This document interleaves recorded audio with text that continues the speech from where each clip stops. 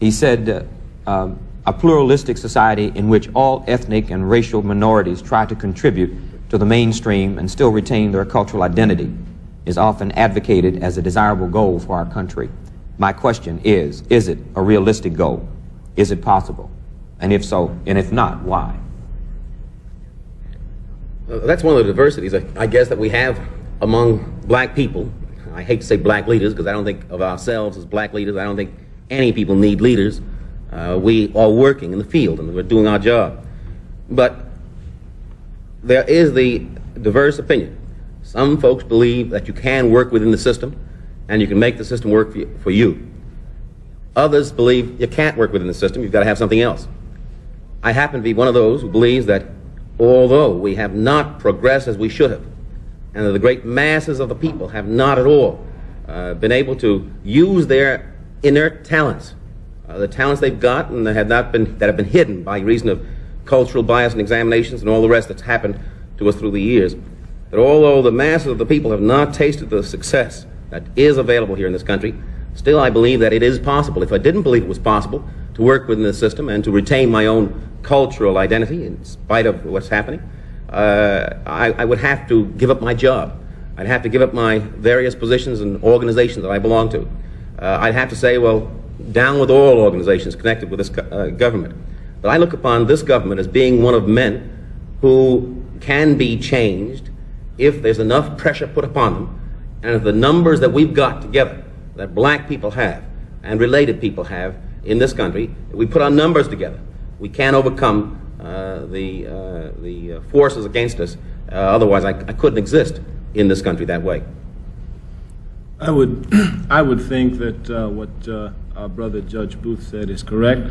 The only question would be, what kind of change do we want? I think everybody would be for that society. The question is whether or not it could come about under the present system of this government, or whether that system must be changed. I, for one, believe that it cannot come about under the present system, a capitalist system. That system must be changed. I believe that. And I think that if we have the same objectives, then it doesn't make a difference where we work. As a matter of fact, a man working to change the system with that objective in mind can do very much inside the system, once he doesn't lose sight of his objective. An example that comes to mind is that a few years ago, it was found out that one of the advisors for President Thieu was working for the Viet Cong. I do think that we make a mistake if we talk about this in terms of absolute doctrines. If we talk about it in terms of black people and integration or black people and separation. It seems to me that that's a false dichotomy that has been set up in terms of the way in which the debate is discussed. The real issue I feel for black people is one of empowerment and one of redefinition of the way in which black and white people are interacting in society. I feel that's what we must be about. In an era marked by social unrest and persistent inequalities, meaningful dialogue becomes an essential tool for progress.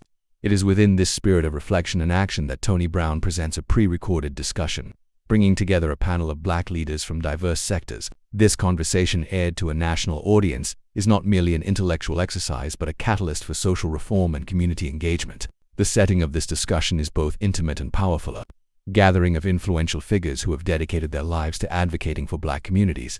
Their voices represent a spectrum of philosophies, experiences, and strategies, all converging on one fundamental truth: black leadership must be recognized in all its diversity. As the conversation unfolds, the panelists address pivotal questions concerning power, representation, and systemic change.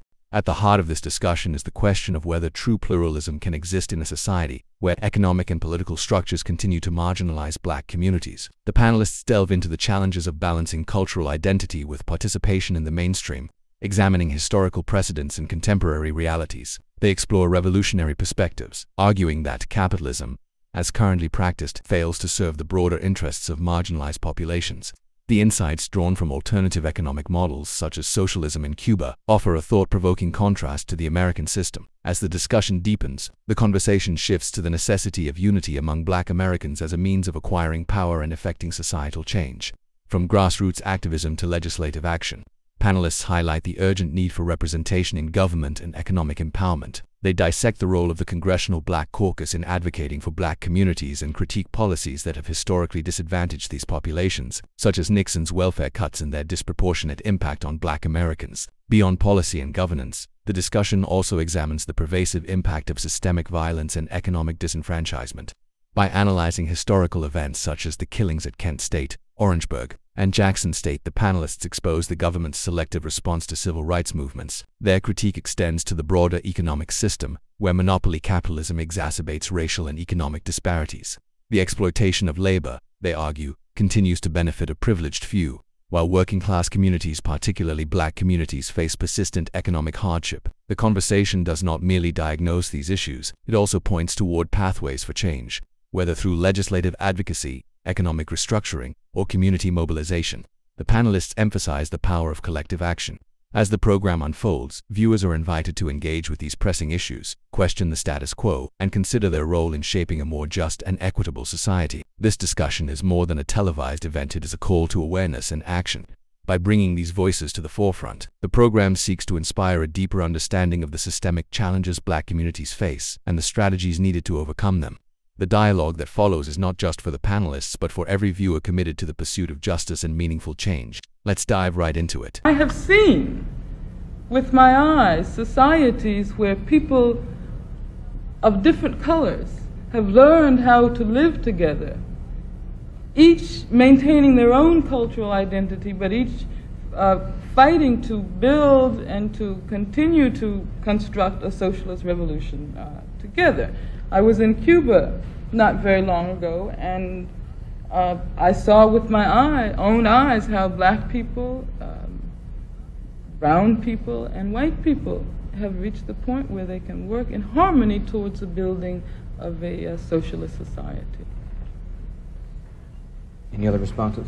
Let me just maybe add to what Brother Brown said over there just a moment ago. I think the key question is that certainly it's a good idea to work toward a total input by all, I suppose, ethnic groups in our society, blacks and what have you.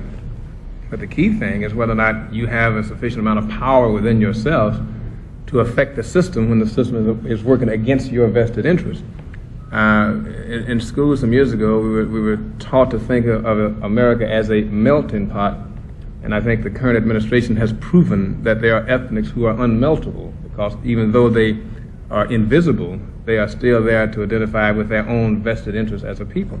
I think as black people, we've got to become concerned, first of all, with what our vested interest is in either preserving the system or changing the system. And once we make that determination, then the direction that we have to take is clear for us. For instance, if you look at the various arms or branches of government, they represent different interests, yet there is none that represents our interests. For instance, the business interest is represented by a branch. You will never find that branch, going contrary to what the interest of business happens to be. Yet there's the labor interest, and only here lately have we found some differences there. But every segment of our society that represents a power, lever is represented there, except people, and particularly black people. And I think we should be about the business of coming together, not in specifics as to what our interests and goals are, but certainly in generalities in terms of what we need to exist in this society. Let me ask a question about your comment. Would it be correct to infer from your comments that you would suggest some attachment of a power mechanism for black people to the governmental apparatus as a solution to the empowerment of black people? I think what I'm getting at is the acquiring of power within the black people themselves to affect the system in any way it needs to be affected in order to produce on behalf of the interests of black people. I'm not saying we should have a black agency. That's not what I was referring at all. I'm saying that every other ethnic group in our society has, by some means or other, acquired the power to move out of their depressed or oppressed situation, with the exception of black and brown. I think what I'm saying is that whatever that power has to be to move the government or move local structures, that's what we need to be about. And I think this vested interest should be the basis of our movement. Mr. Sutton? America really is an ethnic society. And I live here in New York now, though I come from Texas, which And New York has always been talked about as a melting pot. It really isn't a melting pot. We have Jews, we have Italians, we have blacks, we have Puerto Ricans, a variety of other cultures that live side by side with each other, not always happy with each other. But if we're talking about change, whether it's a change of the style of the government or an absolute change in the nature of the government to a socialist society or whatever other society, I think the thing that is fundamental to it, if we as black people are going to talk about change, one of the first things we need to do is develop some unity within ourselves. Now, that doesn't mean that all black people have to speak the same language or have the same philosophy, but we have to learn to communicate, and I think we are, in a large measure, learning to communicate with each other. And we've got to develop coalitions with others because we are a small minority. We have great power, however, if we can unite our minority with other minorities, because there are other groups of people who would wish to move in the same direction as we wish. So it doesn't make me any difference whether we're going, if I thought tomorrow we could stage the revolution and the revolution would succeed, I would give leadership to it. That is, a revolution by whatever method. But at this structure in our development, I believe the kind of revolution that is going to take place is a social revolution without bloodshed. And if this is to be so, one of the first things that must be accomplished is that black people, poor people, must unite themselves and then join forces with others. Well, now, Harlem has been a barometer for a number of years of perhaps black feeling across the country in terms of mood. What do you see, what direction do you see the mood in Harlem going in? I'm not too sure that Harlem has been the mood of the country. Harlem is one of the most volatile places in the country. When I travel to other places, I'm amazed at the amount of unity. We have unity in Harlem, unity in one thing, that we're different. Many of us are different. We have more nationalist organizations. We have all of the organizations you want to perceive of, many of them have their facets in Harlem.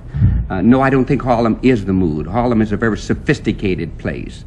Sophisticated in the sense that we all understand the need for others of us to exist. So I could not use it as the barometer of America. But if it should be the barometer of America, I think it would be good. But I'm afraid that it is not. Mrs. Hamer, do you see changes since you're from right in the middle of the rural South, do you see any trend there in terms of black people moving toward unity and moving away from unity? Just generally, what is going on in your area of the country? Well, I do see more unity because the power structures in the South are forcing us to have more unity. You know, there have been a class split with the black community. That's being moved because we are finding out whether you middle class or no class is no different. As long as we black, we in the same boat. And that's forcing us to be together. Because, you know, we've seen what is happening in our schools, you know, like if a principal was a principal and was moved and become assistant principal, his job, if he's black, automatically, if he becomes assistant principal, his job automatically is to carry toilet tissue from one school to the other one and load up the bus. So he's finding that it's no different in us, and it's forcing us to get together. And I think that the change will come because we have to, it's nothing handed to us on a silver platter, and we have to work together for a change in the South. Congressman Stokes, did your election as the new chairman of the Congressional Black Caucus indicate a new direction? And if it did not, is there a new direction for the Congressional Black Caucus? Well, what we had to do immediately after I assumed the chairmanship was to try and evaluate our role. We found ourselves at that time being 13 black legislators out of a body of 435 congressmen, and having formed a black caucus for the purpose of trying to alleviate the conditions under which poor and black and disadvantaged people live in this country. We had to try and evaluate that role in terms of 1973 and the United States Congress, particularly in light of the present administration in Washington. As we evaluated our role, we realized that we sort of grew up overnight, and we immediately tried to be all things to all people. And for a period of 18 months, we conducted a series of conferences, a series of hearings around points of interest and concern to black and disadvantaged people in this country. And after we had developed all of the hearings and the conferences, we realized we had a great deal of data collected, a great deal of proposed legislative solutions. And so we realized that we ought to get out of the business of conducting conferences and hearings, because we had the data, we had the specifics with which to work, and propose legislation which would get at some of the solutions to some of these problems. So consequently, we decided that we would try and make the emphasis of the caucus that of a legislative thrust, that is, to add a black perspective to that legislation coming through the United States Congress, particularly in light of our work on committees, where we can fashion amendments to legislation before it even comes to the floor that would add a black perspective to that kind of legislation. And so it's with this kind of a emphasis or thrust that the Black Caucus attempted to change its direction. I'd like to ask either Mr. Williams and or Mr. Williams, since the National Association of Black Social Workers is definitely interested in services for black people, poor people, and the Urban League is definitely in the business of institutionalizing services. How do you see the recent budget proposals or the appropriations for these service programs affecting Black America, specifically during the summer months and on into the years? The way I view it, the current Nixon administration policy is creating or will create a critical condition in the black community. They're cutting back on key services in the area of daycare, welfare, scholarships for students to attend school. Many students would not be able to attend the open school enrollment program, and etc.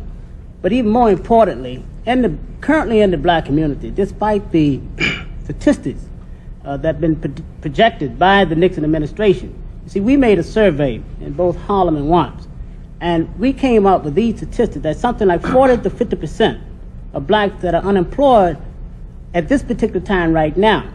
Now, with the current cutbacks, this is going to create even more unemployment. In fact, some statistics have already been thrown out by some of the black groups that something like 200 or 300,000 black people working in the poverty program will be affected, that are currently employed, that will be affected by the job cuts. So this is only compounding the current unemployment situation that currently exists now in the black community. So I think that we are now past the repression stage. We're in a critical point, because not only does this exist in Harlem and Watts, it exists throughout the major urban areas in the city. And I think that as black people, we're going to have to begin to speak out against this current trend, because it's having a drastic effect on the black community. Well, Tony, to respond to that same question, that we do regard the budget cuts as disastrous, but not only in terms of the actual dollars, but the type of philosophy that these cuts have unveiled. That we're talking, well, let's just deal for a moment with the housing programs. We have to admit that some of those programs did not work. But some of those programs did not work because there was fraud involving government agencies, involving the private sector of the country. So what happens? The programs are cut out and the poor people are penalized. In other words, that we are being victimized because someone else has victimized us. And the whole question of the cuts deals with the type of philosophy that says the country has done enough for poor people, so now we'll move on to something else. That we can abolish poverty with the stroke of a pen. And so therefore that these programs are no longer needed. And anyone that needs these programs are really freeloaders whom we can do without. So we deal not only with the question of the dollar amounts, but the question of the type of philosophy that's trying to, well, that is being exemplified in this type of approach to the budget. So I think that that's the main thing. I just want to make one point about the whole budget cutback thing, as we see it. And I think, again, we see a rather magnificent PR game being done by the Nixon administration, because the nation as a whole assumes that the cuts that are taking place are, one, to eliminate black people from the rolls, from the welfare rolls, to make life easier for the taxpayers out in the hinterland. But if you really track the statistics and see exactly who is benefiting from the programs that goes down, you will find that generally 2/3 of the people who receive benefits are white, and the other 1/3 being black. in terms of those who are receiving direct public aid or public assistance, you will find that the number increases to something like 1 out of 4. And I'm not a social worker, but just the pure and simple numbers indicate that. What has happened is that out in the Midwest, where it's becoming acceptable now to assume that discrimination is a way of life, the administration has convinced people that what we are doing is keeping your taxes down, keeping those programs, we're taking those programs out rather that have contributed to the inflation and all this other foolishness. I think what we have to do, and I think there's a tragedy that some of the so-called liberals who have participated in these discussions before are not speaking out on the issue now, but it's being left to black leadership to deal with the whole question of budget cutbacks. And I think that there's a real need to raise the level of awareness across the country, because we even got some black folks who are talking about, yeah, well, we should be phasing down these things. Phasing down got nothing to do with it. If you cut back on the social program, at the same time increase the defense budget, when we're supposed to be winding down our involvement in Southeast Asia, there's something out of balance there. And Tony, I don't think, let me just piggyback what Bill Lucy said. We should not have a discussion, there should never be a discussion of welfare without some explanation to the public of what welfare really is. Lockheed is getting welfare. People who live in the suburbs, Penn Central is getting welfare. We pay taxes. Pardon me? We pay taxes. Exactly. We pay taxes. They're not only getting welfare, but not paying any taxes. But when they get it, it is called a subsidy. And of course, we could go along and give a really description to all of the things that are being done by our federal government, both here in America and abroad, that are in fact welfare. But Mr. Nixon and his crew are not talking about eliminating any of that. They're talking about expanding that. Well, let me ask this. In his explanation, as far as he's gone to date, President Nixon, when he appeared on television explaining the Watergate situation as he saw it, did you sense that he was implying a reordering, a restructuring of priorities? When he discussed, didn't he say something to the effect that he was going to be a little more sensitive? No, you want to know what I sensed? I sensed that there was a desperate man trying to cop a plea, and then he even said a prayer for us at the end of it. No, I didn't sense that he was talking about reordering priorities. I sensed that he was trying to get through a very bad night. And I think also that the critical thing about that performance was that he never really got to the substance of what we're dealing with. That what we got was a lot of rhetoric, a lot of waving of the flag, and then you're supposed to go away feeling that Watergate is just going to disappear. And I think that it was an unfair trick to play on the American public. Well, we are.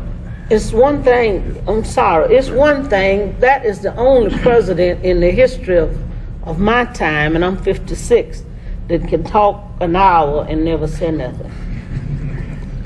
But we also have to ask ourselves what the real meaning of that Watergate affair is. And I think it's important, especially for those of us who are here this afternoon, to recognize that if the Republican Party will go that far to sabotage the Democratic Party, to sabotage that kind of opposition, what have we already been experiencing insofar as repression is concerned, and what will we as black people have to face in the future?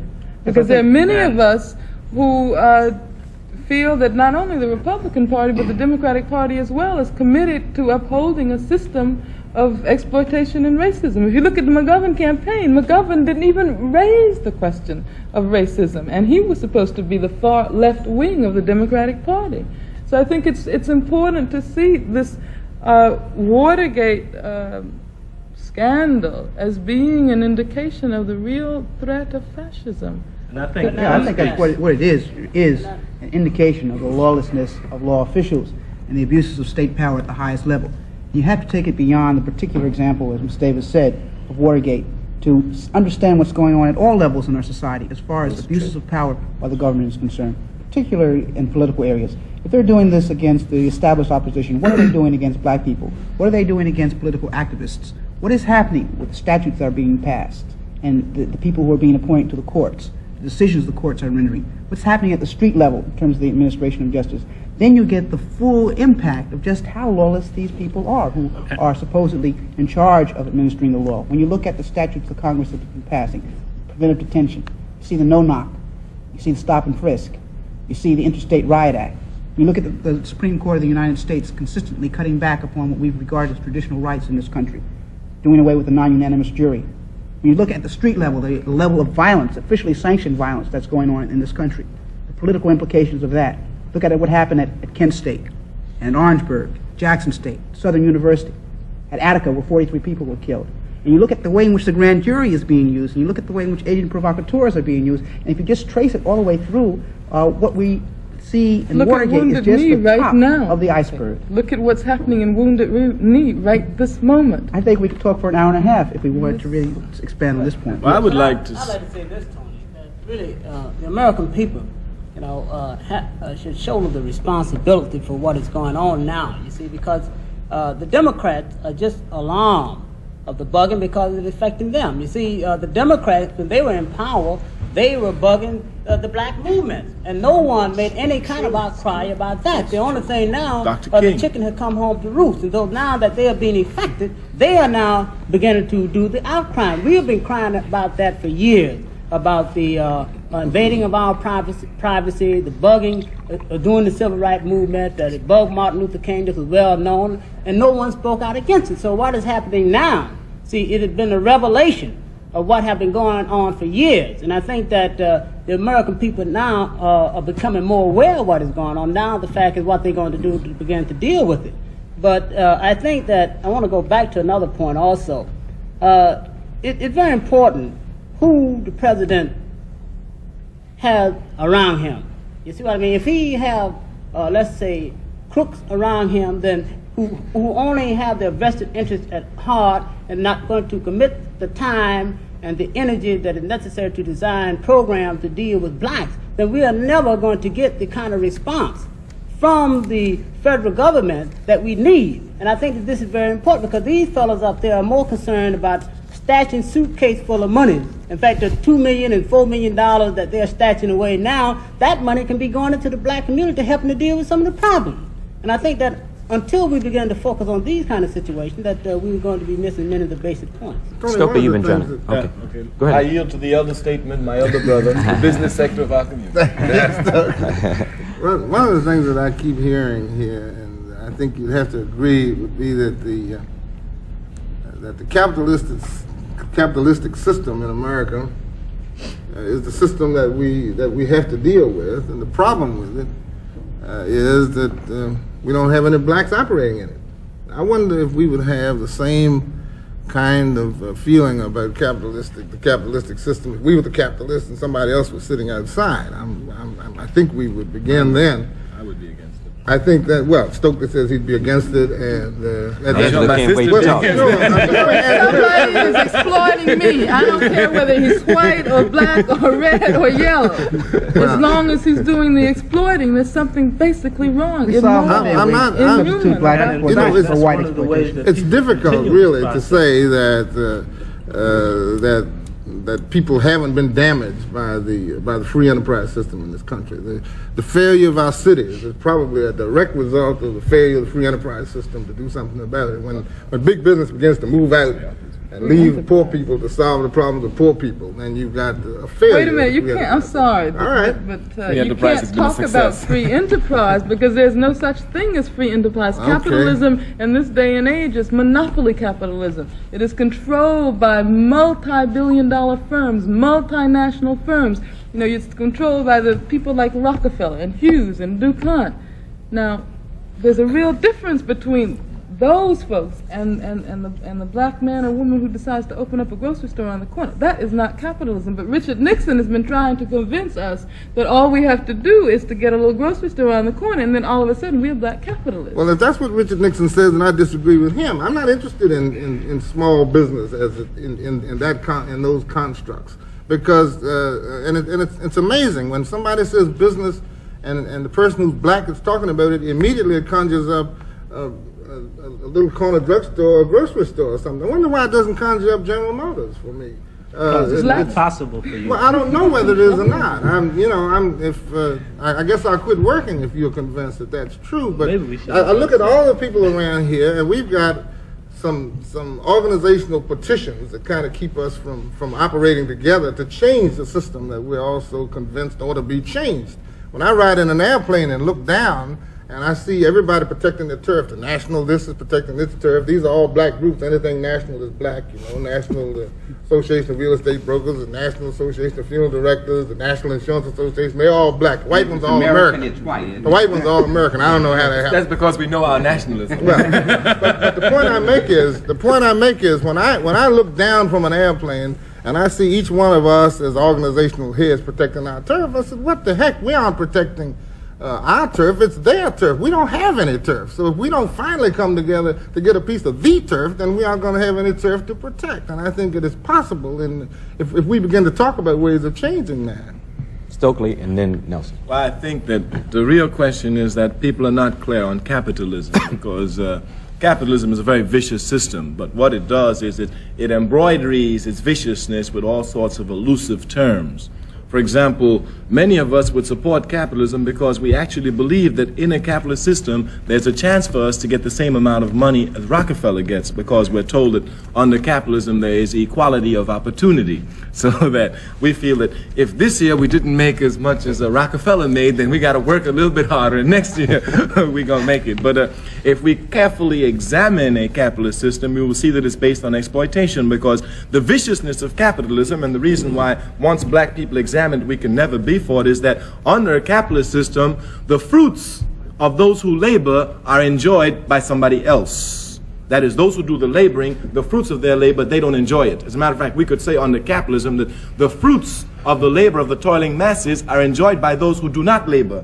And again, as black people, we have clear examples of it. If we were to get the fruits of our labor from slavery, just from slavery, all we got to do is go to Nixon and say, hey, look, you give us the fruits of our labor from slavery and we forget the score. We would be the richest people in the country, again, because under capitalism, the individual exploits the labor of the people. Now, people get confused because this is a capitalist system and it's a developed system. It's a technological system. So they combine capitalism with technology and development, and they think that there is no other possible way to develop this rapid terms of development without going through the capitalist route. But certainly we have examples that show the opposite of that. China is a clear example of that. Cuba is, North Korea, North Vietnam. These countries certainly in Africa, where countries have chosen the socialist path, such as Tanzania, Guinea, Congo, Brazzaville, Algeria, we see that there is another way to develop and get the same type of things that we have under the capitalist system, but in a system that does not exploit each other, where all of us work and the fruits of our labor are divided evenly. Let me show you how backward capitalism is. It's a backward system.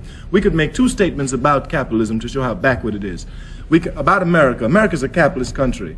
It's thoroughly capitalist. It's an imperialist country. But we could say that, number one, America is the most technologically advanced country in the world. And that's an undeniable fact. It's a truism. It's a truism. America is the most scientifically developed country in the world. And right under that, we could say a second fact, which will show you how backward America is. We could say that America, in 1945, made for her people better cars than she does in 1973. And if you analyze this, you'll see how vicious the system is, because here's America with its great technological skills, its great scientific ability, and rather than making a safe car for people that will last 20 years, which they can do with the scientific knowledge that's at their fingertip, they rather take this knowledge and build a car which will break down every 2 years, so you're forced to buy another car. Thus, you see, under capitalism, what they do is they take their scientific skills, and rather than using it for the benefit of the people, they use it to further exploit the people. And certainly this type of system is too backward. I think Nelson was next. Yeah, I concur with the position that Brother Carmike has taken with regards to the system of capitalism. But really, I think there are two fundamental questions that we need to get into. The first one was suggested when we started, like what is possible within the context of this system and the coming together of people and that type of thing, which I think as we begin to hear the things that people are saying about capitalism, it tends to start to answer that question. I mean, as we see the very construction of this thing. But see, to me, the most important question, well, let me put it this way. I think that we have to talk, one, about the merits of capitalism, which is what a lot of the conversation has been expended on so far. But secondly, and very importantly, is once we begin to see that picture, we have to raise the question of how it is that we work within the framework of our existence in a capitalist system that we, I think, can agree that we oppose, at least some of us can. And then we get down to the nitty-gritty of the question that Mrs. Hamer spoke to about whether we're moving toward unity, the question of coalitions, the question of the dynamics of day-to-day work on real problems that affect us as a people. See, because we could hem and haw all day about capitalism and talk about how bad it is. Obviously, it's bad. And if you could tell me the 10 worst things in the world, I could tell you that they have been increasing in this country in the last 5 or 6 years. To give you some idea of the direction that this system that people are talking about is taking.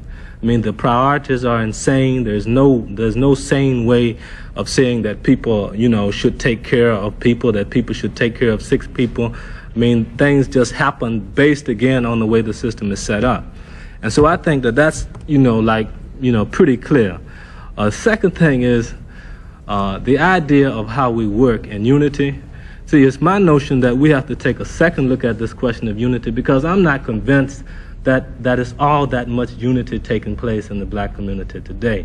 In fact, what you see on the one hand is a uniting of certain people who are beginning to agree on a direction to take, and at the same time you're seeing the uniting of black people who are taking another direction.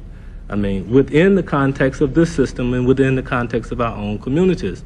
And in fact, you talk about the people being confused. Well, a lot of times the people wouldn't be quite so confused unless they heard a lot of the things that we're saying to them. Those of us who are supposed to be leaders, or at least those who put themselves in the position to say things to a lot of people. And you get more and more in the movement kind of a decay of a real quality of honestness. You get jingoism, you get all kinds of performances. And these kind of things are put out against the background of the deteriorating situation that we're in. And that doesn't really offer any explanation to people.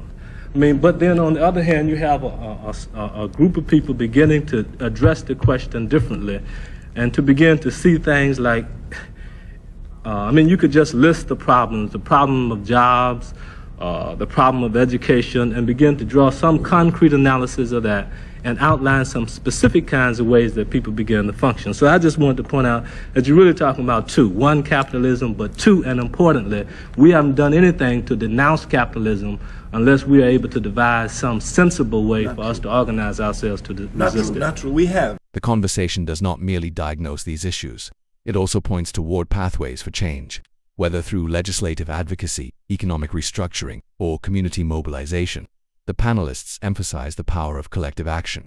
As the program unfolds, viewers are invited to engage with these pressing issues, question the status quo, and consider their role in shaping a more just and equitable society. Instead, the discussion underscores the necessity of embracing multiple philosophies that contribute to a collective goal of liberation and self-determination. The recognition of diverse leadership is essential for ensuring that different segments of the black community are represented in the fight against systemic oppression. Pluralism, the coexistence of different cultural identities within a society, presents both opportunities and challenges. While the idea of minorities maintaining their cultural identities while contributing to the mainstream is appealing, the discussion questions its feasibility under capitalism. The economic and political systems in place often prioritize assimilation over genuine multicultural integration. As a result, black leaders must navigate the complexities of advocating for their communities while resisting cooptation by mainstream institutions that historically serve the interests of the elite. A key issue raised in this context is the selective recognition of black leaders by mainstream media and institutions. Often only those who align with the existing power structures or advocate for moderate reforms receive widespread acknowledgement, while more radical voices calling for systemic change are sidelined or demonized. This selective representation creates the illusion of inclusion while maintaining the status quo. Consequently, black leadership must be understood in its full spectrum, from grassroots activists to policymakers, and the black community must actively support a broad range of voices advocating for true change. The panelists make a compelling case for challenging and restructuring capitalism to create a more equitable society.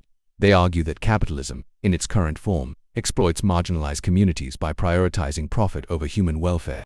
The discussion references socialist structures, such as those observed in Cuba, where communal living and shared resources have resulted in a more equitable distribution of wealth and opportunities. The critique of capitalism extends to the lack of true representation for marginalized groups in government.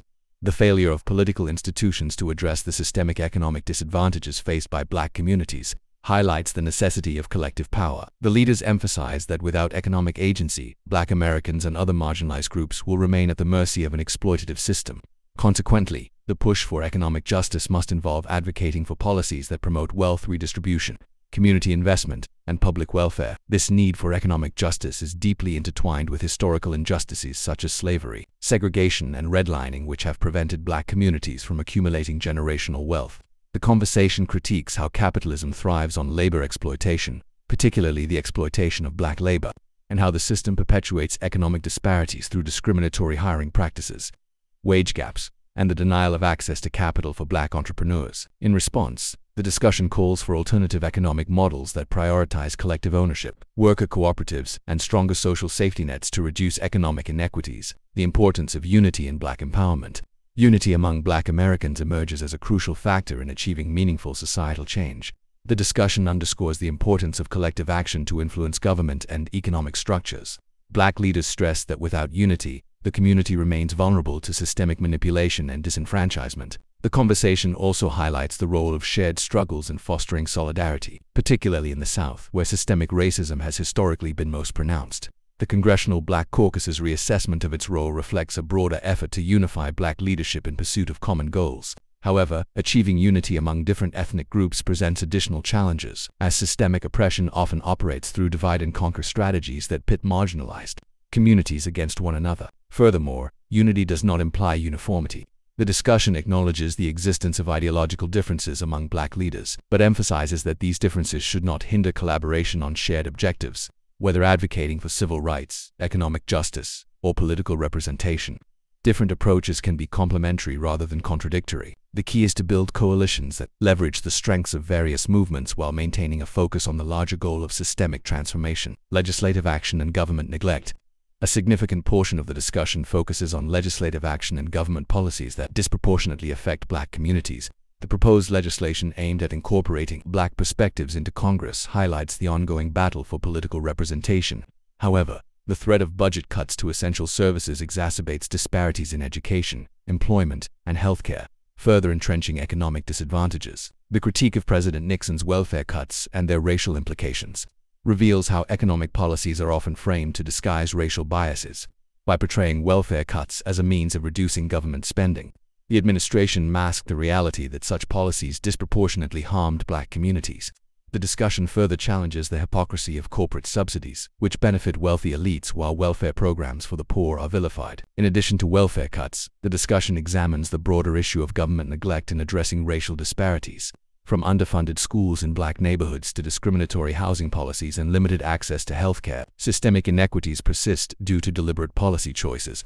The panelists argue that true progress requires sustained advocacy and political engagement to ensure that Black communities receive the resources and protections they deserve. Systemic violence and monopoly capitalism. The panelists draw connections between systemic violence and economic exploitation, emphasizing that government institutions prioritize financial interests over the well-being of Black communities. Instances of violence, such as those at Kent State and Jackson State, exemplify the broader issue of state repression against movements advocating for racial and economic justice. Monopoly capitalism emerges as a key factor in perpetuating economic disparities. The federal government's failure to address urban decline and economic exclusion reflects the systemic barriers that prevent Black communities from achieving economic self-sufficiency. The discussion highlights how capitalism not only exploits labor but also restricts access to wealth-building opportunities for marginalized groups. Moreover, the discussion exposes the paradox of technological advancements under capitalism. While technological progress has the potential to improve lives, it is often leveraged to maximize profits rather than enhance societal well-being. The example of disposable cars illustrates how capitalism prioritizes short-term gains over sustainability and the needs of the people. The conversation between these prominent Black leaders serves as a powerful reminder that the struggle for justice, equity, and self-determination is far from over.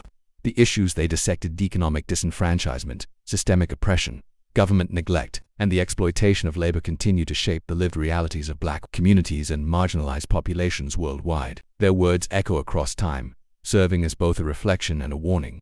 Without unity, collective power, and strategic resistance, progress remains elusive. The call for revolutionizing capitalism is not merely theoretical. It is a demand for a system that values people over profits, sustainability over disposability, and community over corporate greed. Economic justice is more than a policy issue, it is a matter of survival.